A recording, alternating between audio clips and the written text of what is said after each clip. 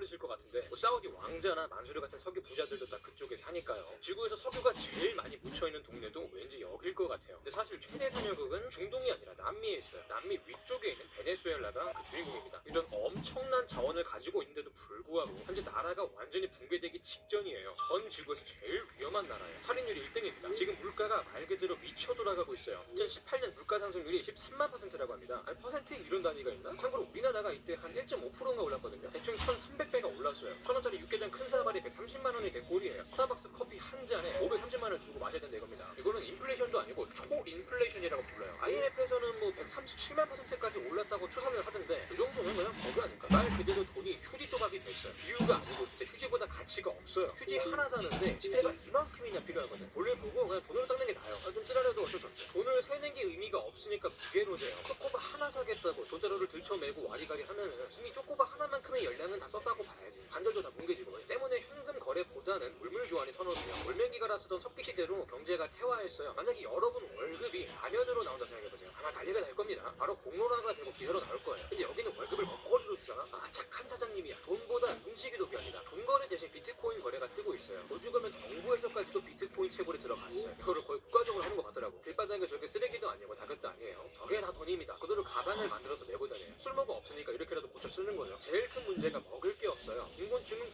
굶는 게 일상이 됐어요. 참고로 여기는 국민의 90% 이상이 빈곤층이거든요. 원래 주식이 쌀이나 밀가루였어요. 근데 최근에는 풀뿌리 같은 구황작물 소비가 늘었어요. 쓰레기 뒤져서 먹을 거 찾는 모습도 흔하고요. 나라에 동물의 씨가 마르고 있습니다. 눈에 보이는 족족 다 잡아먹어요. 동물원까지 습격해서 잡아먹고요. 챔피언 먹은 경주마들 날짜없이 도축이 됩니다. 상황이 이러다 보니까 국민들 평균 체중이 11kg이 빠졌어요. 기반시설도 무너져서 전기도 맨날 나가요. 냉장고가 안 들어가니까 음식이 금방 상합니다. 가뜩이나 먹을 것도 없는데 보관이 안 돼요. 정육점에서도 썩은 고기를 그냥 팔고요. 이것도 귀한 고기라고 식초로 씻어 먹는데요. 이런 상황에서 대통령이라는 양반이 고급 스테이크나 썰어 먹고 다닙니다. 썰어 먹는 것도 아니고 썰어 두는 데를 가서 먹고 있어요. 열받죠. 필수제도 부족해요. 특히 식수. 나라에 급수를 못 하고 있으니까 주민들이 직접 지하수를 파서 구해야 돼요. 나라가 돈이 없으니까 의약품도 수입을 못 해요. 아프면 약을 못 구해서 그냥 죽는답니다. 마스크 살 돈도 없으니까 코로나도 정상적으로 통제가 안 되겠죠. 때문에 무식한 방법으로 막고 있어요. 의심한 자는 그냥 수용소에 가둬버려요. 공무원한테 줄 월급도 없겠죠. 공공 서비스도 마비가 됐어요. 학교에 가도 선생님들이 출근을 안 하니까 수업도 안 해요. 쓰레기차도 안 다니니까 쓰레기가 낮은 겁니다. 무슨 재난 영화에서나 나올 것 같은 모습인데 사회 시스템이 완전히 마비가 됐어요. 국가로서의 역할을 못하고 있습니다.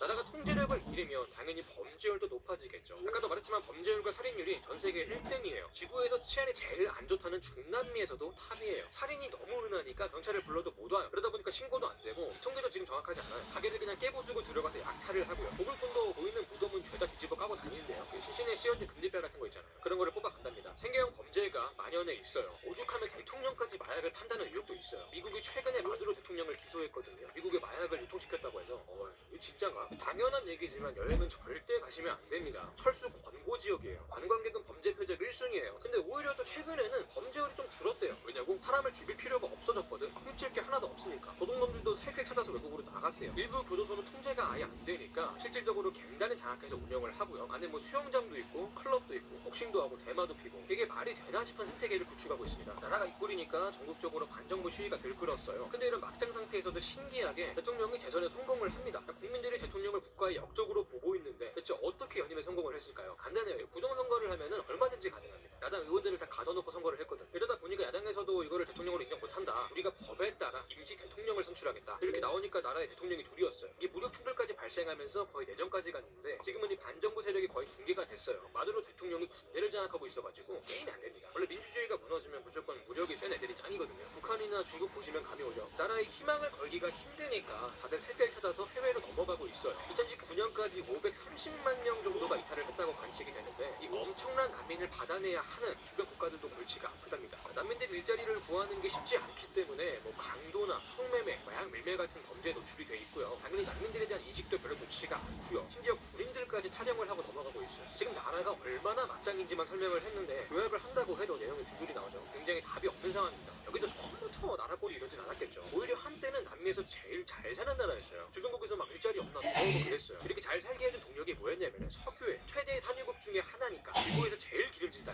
자원부자, 당장 산임에 이 오일머니로 복지국가를 건설했고 살기 좋은 나라 소리도 듣고 그랬어요. 전 세계의 진보 정치인들이 롤모델로 삼고 그랬다고. 그리고 또 미인 강국으로도 유명해요. 전 세계 미인 대회를 휩쓸고 다녔거든. 이게 나라에서 제일 쩌는 출세길이기 때문에 오죽하면 미인 대회 출신이 인기를 바탕으로 정계에 입문해서 대선까지 나간 여성도 있어요. 그러다 보니까 미인을 양성하는 학교도 잘 돼 있었고요. 당연히 성형시장도 인프라가 발달해 있었어요. 남자들 같은 경우는 주로 야구로 출세를 했습니다. 야구가 국민 스포츠거든요. 유명한 선수도 많이 배출했어요. 천혜의 자연경관을 가져서 관광 명소도 많았어요. 지구에 꼴랑 2개뿐인 테이블 형태의 산이 있고요. 이 산에서 흐르는 폭포가 지구에서 제일 높은 폭포예요. 옛날에 노산인들이 폭포를 마시면서 수련을 했는데 여기서 그랬다가는 정수리가 뚫리겠죠. 아니면 뭐 원형 탈모가 생기거나. 어쨌든 자원 부국이고 그만큼 살림살이도 그럭저럭 쳐졌고 자랑할 거리도 요목조목 가지고 있던 동네인데 대체 뭔 짓거리를 했길래 나라가 이 꼬라지가 났을까? 그 과정과 원리가 궁금하실 것 같아요. 사회주의 정권의 과잉 복지 때문이다. 석유에 의존한 산업 기반이 문제다. 여러 가지 견해가 있는데 오늘은 이거를 좀 알아볼게요. 제일 먼저 그래프를 하나 보고 가겠습니다. 이게 뭐냐면 유가 변동 그래프예요. 보시면 기름값이 올라갔다가 내려왔다가 다시 또 올라갔다가 내려와 있는 상태인데 이거 하나만 기억하시면 돼요. 위아래 위아래. 요거 계속 말할 거야. 일단 처음 올라가는 이때가 7, 80년대고 베네수엘라 경제의 전성기입니다. 이때는 기름만 팔아도 잘 살았어요. 기름이 비싸게 팔리니까. 근데 정치하는 사람들이 문제가 뭐냐면 그냥 기름이 비싸고 경제가 호황이라 잘 사는 건데 지가 잘해서 잘 사는 줄 알고 자만해 빠집니다. 땅만 파도 살림이 풍족하니까 정치가 게을러져요. 굳이 여기서 뭘 더 열심히 할 생각을 안 해요. 국가 경영이라는 게 미래에 대한 계획이 있어야 되잖아요. 뭐 산업을 육성하든가 인적 자원을 양성해야 되는데 이런 미래 성장 동력을 미리 확보해두지 않았어요. 잘 벌 때 멍 때리지 말고 어딘가에 투자를 해야 될 거 아니야. 국가 경영을 방만하게 한 거예요. 산업 기반이 없으니까 나라의 돈줄이 꼴랑 석유 하나예요. 근데 이 꼴랑 하나 있는 것도 정부가 독점을 합니다. 나라의 유일한 자원을 특정 계층에서만 돌려먹고 나눠먹으니까 이 밖에 있는 계층은 가난해지겠죠. 빈곤층이 굉장히 많은 동네가 됐어요. 빈부격차를 상징하는 슬럼가도 발달이 돼 있고요. 남미의 슬럼과 함께 마약 카르텔과 총기가 들어와 있고 전형적인 범죄 도시를 형성하고 있습니다. 신기한 게 완공 직전에 공사가 중단된 건물이 있어요. 세계에서 가장 높은 빈민촌 토레다 리드라는 건물이 있습니다. 빈민들이 여기로 모여들어 살면서 공동체를 형성했는데 안에 뭐 교회도 있고 가게도 있고 조직도 있다고 해요. 어쨌든 석유에 몰빵을 했고 그거를 국가가 독점을 했고 그래서 빈부격차가 심해졌다는 게 핵심인데 그나마 석유가 비쌀 때는 괜찮아요. 나라가 돈이 많으니까 복지에 돈을 쓰면서 어느 정도 빈곤층의 불만을 잠재울 수 있거든요. 근데 원래 이 배짱의 노름이라는 게 시한부잖아요. 겨울이 오면 죽을 수밖에 없어요. 베네수엘라도 겨울이 찾아오고 석유값이 미친 듯이 추락을 했어요. 아까 위아래 위아래 기억하시죠? 기름이 똥값이니까 팔아도 돈이 안 돼요. 아 나라에 돈이 없네. 어떡하지? 아껴 써야죠. 그나마 불만을 잠재워주던 복지를 끊어버립니다. 지원금으로 연명하던 빈곤층이 타격을 받아요. 빈곤층이 많은 나라에서 빈곤층을 저버렸다. 민심과 지지율이 떡락을 합니다. 설상가상으로 당시 대통령이 부정부패 혐의로 파면까지 당했어요. 경제는 파탄나고 복지는 끊어지고 정부는 부패했고 당연히 들고 일어나겠죠. 나라가 엄청 혼란스러웠어요. 그때 당시 정권이 우익 정권이었거든. 빈곤층을 중심으로 우익 정당에 대한 불만이 쏟아져 나옵니다. 이걸 보고 있는 좌파 세력은 신이 났겠죠. 우리한테도 기회가 오는구나. 하늘이 내린 이 기회를 놓칠 수가 없습니다. 좌파 세력이 집결을 하고 들고 일어나게 돼요. 그 중심에 있던 인물이 고 차베스라는 남자입니다. 오늘 영상에서 제일 중요한 인물이 보수 정권 깨부수겠다고 군대를 동원해서 쿠데타를 일으킵니다. 뭐 일단 쿠데타는 실패를 했어요. 당연히 잡혀 들어가서 옥살이를 했고요. 하지만 차베스는 이 쿠데타로 힘을 얻게 됩니다. 정치인들한테는 제일 중요한 무기죠. 바로 민심을 얻게 된 거예요. 차베스의 사회주의 노선이 빈곤층한테 지지를 받았거든요. 그렇게 사면을 갖고 나와서 대통령 자리까지 오릅니다. 여기서 잠깐 재밌는 사실을 하나 말하자면은 아까 2인 대회 출신 대통령 후보 얘기했죠. 이때 차베스랑 둘이 대선에서 경쟁을 했어요. 신기하죠? 어쨌든 우여곡절 끝에 사회주의 정권이 들어서게 됐어요. 보수 정권 하다가 망하는 꼬라지를 봤으니까 더 잘했겠죠. 아니요, 못했어요. 더럽게 못했어요. 보수 정권이 국가 경제를 두들겨 패서 절반을 죽여놨다면 차베스는 여기에 치명타를 몇 대 더 꽂아서 그냥 죽여버렸어요. 국가의 경제가 담당일제를 연달아 2번 만나게 된 거죠. 고놈새끼가 고놈새끼다는 말이 괜히 있겠어요. 참고로 이게 착각을 하시면 안 되는 게 베네수엘라의 사회주의 정권은 정상적인 국가의 진보 정권이랑은 달라요. 말 그대로 사회주의 독재 정권. 중국이나 러시아랑 비슷해요.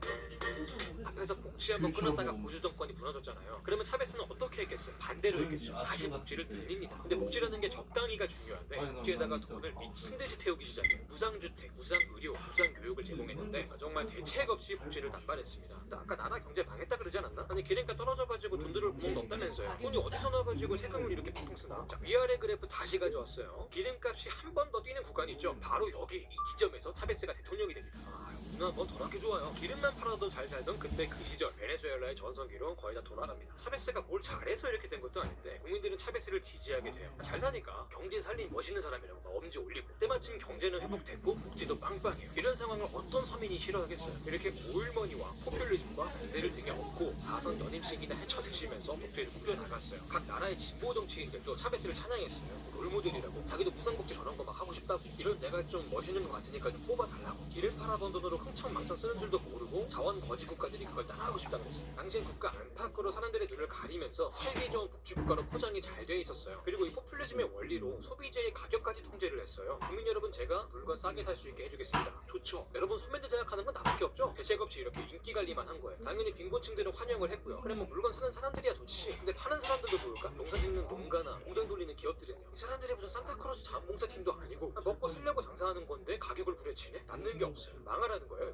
실제로 농업이란 산업이 싹 다 망했어요. 이러니까 나라에서 소비자들 자글자족이 안 돼요. 전부 다 외국에서 수입을 해서 쓰고 있습니다. 지금 식량난 겪는 것도 이때 뻘짓이 크고요. 보수 정권이 산업을 안 키우는 멍청구리 모질이었다면 차베스는 한술 더 떠서 아예 산업을 도죽을 내버린 거예요. 산업이 망하니까 여기 종사하는 사람들도 실직을 했겠죠. 빈곤층을 위해주는 척하는 정책이 결과적으로 빈곤층을 양산했습니다. 나라 산업이 다 무너지니까 석유 의존도 역시 더 심해졌어요. 전체 수출의 96%를 꼴랑 석유 하나 팔아서 만들어요. 그러면 유일한 돈줄인 석유 산업을 얘네는 잘 키웠냐? 그냥 이렇게 박살을 내버립니다. 원유가 크게 경질료랑 중질료로 나뉘거든요. 중질료의 중이 무거울 중자예요. 보시면 되게 꾸덕꾸덕하죠. 베네수엘라 원유는 그 중에서도 초중질료예요. 경질료는 품질이 좋아서 바로 꺼내다 쓸 수 있는데 중질료는 불순물이 많아서 그냥은 못 팔아요. 고도의 정제 기술이 요구됩니다. 근데 베네수엘라는 이 기술력이 부족해. 석유가 없으면 죽는 나라가 석유 기술 개발을 안 했어요. 상황이 이러다 보니까 해외 기술에 의존을 해왔는데 미국의 석유 업체가 들어와 있고 그랬다고. 근데 이 차베스가 이 업체들을 대책 없이 쫓아내버렸어요. 얘네들 자산을 몰수하고 국유화를 해버립니다. 국유화를 했으면 제대로 운영이라도 하든가 재투자를 전혀 안 해서 시설은 낙후됐고요. 기술 개발도 안 해서 경쟁력이 떨어졌어요. 지금은 석유를 제대로 뽑지도 못하고 있고요. 그냥 복지만 펑펑 쓴 거야. 복지를 유지해야 독재 정치를 계속할 수 있으니까. 복지를 멈추는 순간 보수 정권 때처럼 폭동이 발생하니까 오직 개인의 안위를 위해 포퓰리즘을 이용한 거예요. 그리고 이 독재는 차베스가 죽어서야 끝이 나요. 스스로 내려오는 독재자는 없죠. 경기호황으로 꼴 빨면서 나라 안팎으로 이쁨만 받다가 나라 꼴 개판낸 거 뽀록도 나기 전에 생을 마감합니다. 지 욕하는 소리 듣지도 못하고 죽었어요. 천운을 타고난 정치인이에요. 그렇게 차베스가 죽고 기름같이 또 세상 폭락을 합니다. 이게 위아래 그래프의 마지막 단계예요. 다시 도래한 이 어둠의 시대를 누가 물려받느냐? 마두로 대통령이에요. 차베스가 후계자로 지목한 사람이라서 그냥 사회주의 독재 연장선이라고 보면 돼요. 폭탄 돌리기를 하다가 마두로가 받으니까 터졌는데 차베스 때 무더기로 쌓아놓은 똥들이 너무 진해요. 그 묵은 내가 이때쯤 스멀스멀 삐져나오면서 지금 우리가 알고 있는 베네수엘라가 된 거예요. 나라 꼴이 다시 거지 꼴이 되니까 더 이상 복지를 유지하기가 힘들어요. 근데 그렇다고 복지를 멈출 수가 없잖아. 멈추면 사회주의 정권도 같이 멈추는데 그러면 어떡하냐? 없는 돈을 만듭니다. 비유가 아니고 진짜로 돈을 만들어요. 인쇄를 해요. 막 찍어내요. 시중에 돈이 너무 많이 풀리니까 돈의 가치가 하락했고 지금의 초인플레이션을 야기하게 됩니다.